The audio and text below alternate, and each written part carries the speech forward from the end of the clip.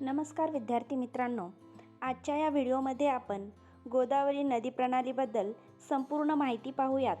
गोदावरी ही पूर्ववाहिनी नदी आहे। गोदावरी ही महाराष्ट्रातील सर्वात मोठी व लांब नदी आहे। गोदावरी नदीला वृद्धगंगा किंवा दक्षिण गंगा या नावाने देखील ओळखले जाते। गोदावरी नदीचा उगम महाराष्ट्र राज्यातील नाशिक जिल्ह्यातील त्र्यंबकेश्वर जवळील ब्रह्मगिरी टेकड्यांमध्ये होतो। गोदावरी नदीचा उगम झाल्यानंतर ही नदी पूर्वेकडे 1465 किलोमीटर प्रवास करते व बंगालच्या उपसागरात जाऊन मिळते। गोदावरी नदीची महाराष्ट्रातील एकूण लांबी 668 किलोमीटर आहे। गोदावरी नदीचे एकूण क्षेत्रफळ 3,13,389 चौरस किलोमीटर आहे, तर गोदावरी नदीचे महाराष्ट्रातील एकूण क्षेत्रफळ 1,53,739 चौरस किलोमीटर आहे। गोदावरी नदीने महाराष्ट्राचे 49.5% एवढे क्षेत्र व्यापले आहे। गोदावरी नदी ही महाराष्ट्र, तेलंगणा व आंध्र प्रदेश या 3 राज्यातून वाहते। गोदावरी नदी खोरे महाराष्ट्र, तेलंगणा, आंध्र प्रदेश, मध्य प्रदेश, कर्नाटक, छत्तीसगड व ओडिशा या राज्यांमध्ये पसरलेले आहे। गोदावरी नदी महाराष्ट्रातील 8 जिल्ह्यातून वाहते। नाशिक, अहिल्यानगर, छत्रपती संभाजीनगर, बीड, जालना, परभणी, नांदेड व गडचिरोली। नांदेड जिल्ह्यातून गोदावरी नदी तेलंगणा राज्यात प्रवेश करते व तेलंगणा राज्यात वाहताना ती परत महाराष्ट्रातील गडचिरोली जिल्ह्यातून वाहते। गोदावरी नदी ही सातमाळा अजिंठा डोंगररांगा व हरिश्चंद्र बालाघाट डोंगररांगा यामधून वाहते। गोदावरी व तापी नद्यांचे खोरे सातमाळा अजिंठा डोंगररांगेने वेगळे केले आहे, तर गोदावरी व भीमा नदीचे खोरे हरिश्चंद्र बालाघाट डोंगररांगेने वेगळे केले आहे। आता आपण गोदावरी नदीच्या उपनद्या पाहूयात। डावीकडील उपनद्या आहेत कादवा, शिवना, खाम, दक्षिण पूर्णा, कडाम, प्राणहिता, इंद्रावती व शबरी। गोदावरी नदीच्या उजवीकडील उपनद्या आहेत दारणा, प्रवरा, सिंदफणा, मांजरा, हरिद्रा, मणेर व किन्नेरसानी। आता यानंतर आपण गोदावरी नदीचा प्रवास पाहूयात। गोदावरी नदीचा उगम महाराष्ट्र राज्यात नाशिक जिल्ह्यात त्र्यंबकेश्वर येथील ब्रह्मगिरी टेकड्यांवर होतो।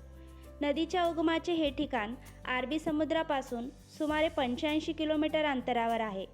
उगमानंतर ही नदी पूर्वेकडे 1665 किलोमीटर प्रवास करते व बंगालच्या उपसागरात जाऊन मिळते।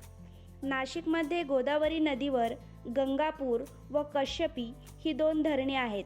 पुढे ही नदी खडकाळ प्रदेशातून वाहते व त्या ठिकाणी 2 धबधबे तयार होतात, गंगापूर व सोमेश्वर धबधबा। सोमेश्वर धबधब्याला दूधसागर या नावाने देखील ओळखले जाते। पुढे गोदावरी नदीला उजव्या बाजूने नाशिक जिल्ह्यात निफाड तालुक्यातील सायखेडा या ठिकाणी दारणा नदी येऊन मिळते।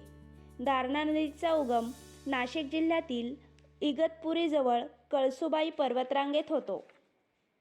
पुढे नाशिक जिल्ह्यात निफाड तालुक्यात नांदूर मधमेश्वर या ठिकाणी डाव्या बाजूने कादवा नदी गोदावरी नदीला येऊन मिळते। कादवा नदीचा उगम नाशिक जिल्ह्यातील वणी डोंगरावर होतो। कादवा नदीवर नाशिक जिल्ह्यात करंजवन, पालखेड व नांदूर मधमेश्वर ही 3 धरणे आहेत। दिंडोरी व निफाड ही शहरे कादवा नदीकाठी आहेत। यानंतर पुढे गोदावरी नदी नाशिक जिल्ह्यातील निफाड तालुक्यातून बाहेर पडते व अहिल्यानगर जिल्ह्यात कोपरगाव तालुक्यात प्रवेश करते। पुढे पुणतांबे आणि अहिल्यानगर व छत्रपती संभाजीनगर जिल्ह्याच्या सीमेवरून गोदावरी नदी वाहते व नंतर अहिल्यानगर जिल्ह्यातील टोके या ठिकाणी गोदावरी नदीला उजव्या बाजूने प्रवरा नदी येऊन मिळते। प्रवरा नदीचा उगम अहिल्यानगर जिल्ह्यातील अकोले तालुक्यातील रतनगड या ठिकाणी होतो। मुळा, महाळुंगी, आढळा या प्रवरा नदीच्या उपनद्या आहेत। मुळा नदीवर अहिल्यानगर जिल्ह्यात राहुरी तालुक्यात मुळा धरण आहे। प्रवरा नदीवर भंडारदरा व निळवंडे ही 2 धरणे अहिल्यानगर जिल्ह्यात अकोले तालुक्यात आहेत। प्रवरा नदी काठावर अकोले, संगमनेर व नेवासा ही ठिकाणे आहेत. यानंतर पुढे गोदावरी नदी संभाजीनगर जिल्ह्यात प्रवेश करते.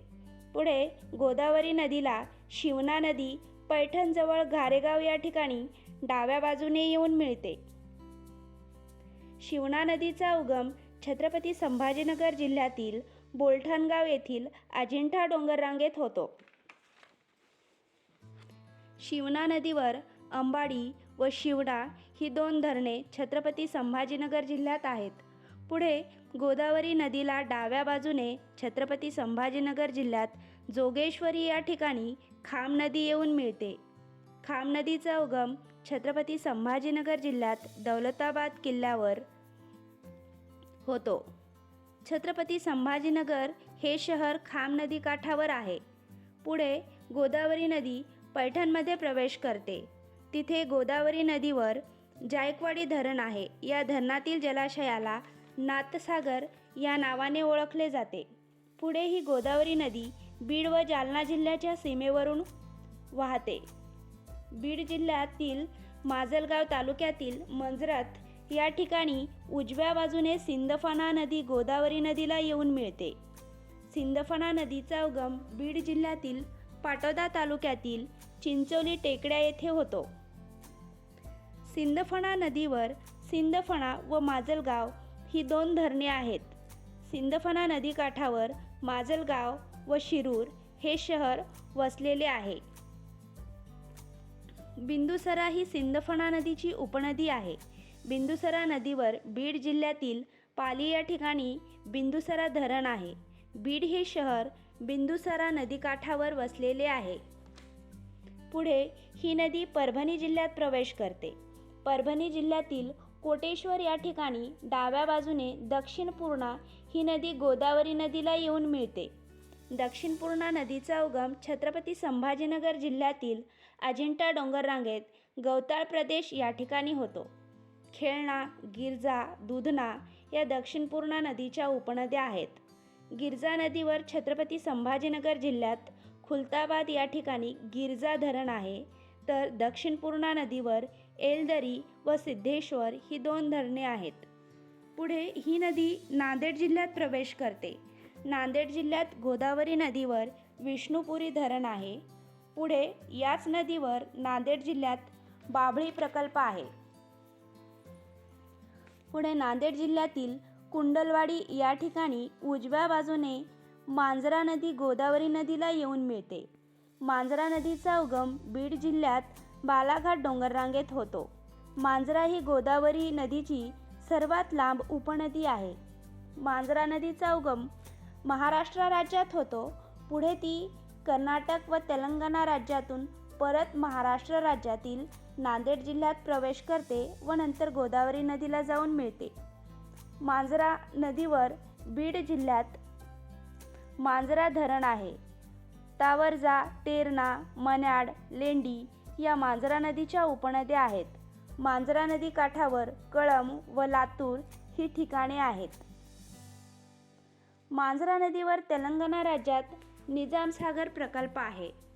पुढे गोदावरी नदी तेलंगणा राज्यात निजामाबाद जिल्ह्यात प्रवेश करते व तिथे तिला उजव्या बाजूने हरिद्रा नावाची नदी येऊन मिळते.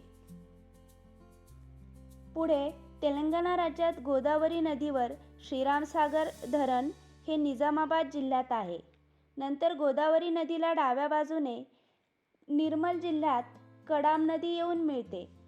पुढे गोदावरी नदीला उजव्या बाजूने मनेर नदी येऊन मिळते जयशंकर भूपालपल्ली जिल्ह्यात.